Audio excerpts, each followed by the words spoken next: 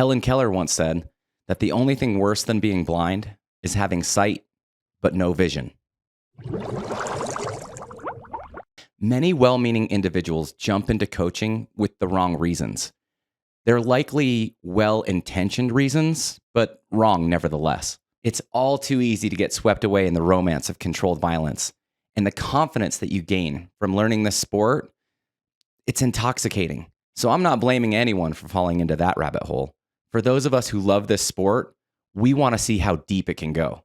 However, your team needs a leader, someone who can provide so much more than world-class technique. The journey from white belt to black belt can take over a decade. And to successfully complete it, your students need vision, purpose, value, a mission statement, and intent. They need to be part of something that feels and indeed is much larger than the sum of its parts. And without a clear vision for your team, that's simply not possible.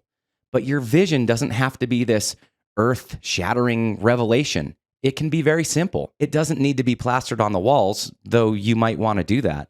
But it does, however, need to be evident in word and in action. That is, you and your team should be able to point at it, understand it, and ultimately drive toward it.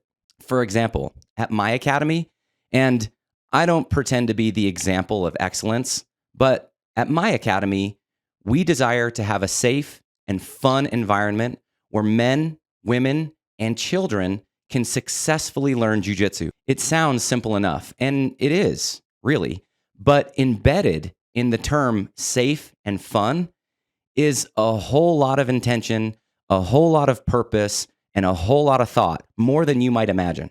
To keep us vision-minded without turning safe and fun into buzzwords or worse yet, misinterpreted, we've adopted the Bushido Code as our pillars.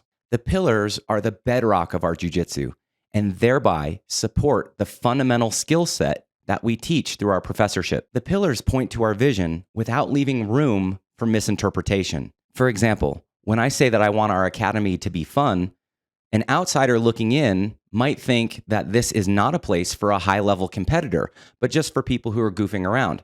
But that couldn't be further from the truth. Our academy happens to be a great place of forging individuals to become capable martial artists. Yet it's filled with the nicest people that you'd ever want to meet.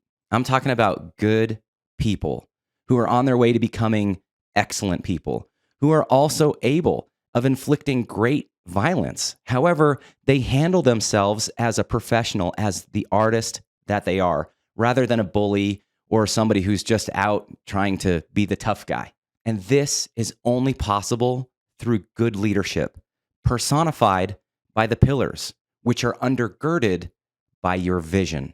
Our pillars are benevolence, courage, honor, honesty, loyalty, respect, and rectitude. And we encourage all of our students to memorize those words and then start learning what they mean. And then we, as a professorship, teach them how to apply these pillars to their lives, both on and off the mats, in practical ways. This results in a consistently safe and fun experience each and every time our students enter the academy. What are your pillars? What's your vision for your academy? If you have pillars or if you have a vision, write them in the comments section below so that we can all benefit from them. Who knows? They might just be the inspiration for another professor or another coach who's trying to get his academy up to that next level.